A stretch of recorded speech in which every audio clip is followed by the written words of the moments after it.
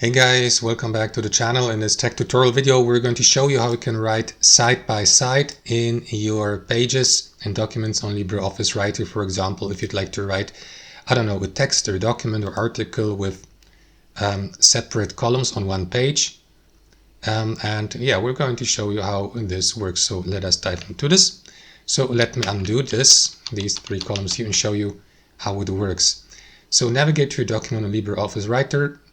Start a new page. For example, I will go with this blank page here, and after that right click into the page and select its page style settings. Here navigate to the columns tab to the left, and here under columns settings choose the number of columns you would like to use for your pages.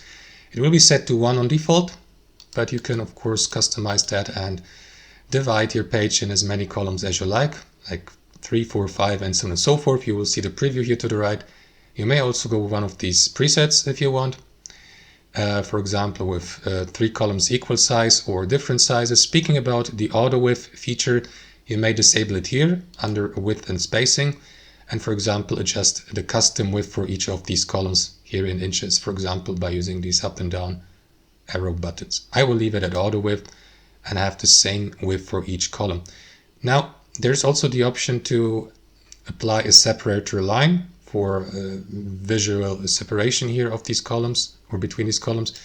You can use the separator line here with I don't know, a solid line for example, or a dotted line, dashed line, just a line with the color, the height, and so on and so forth. Now I'm going to not do this for demonstration purposes, so let us leave it at none.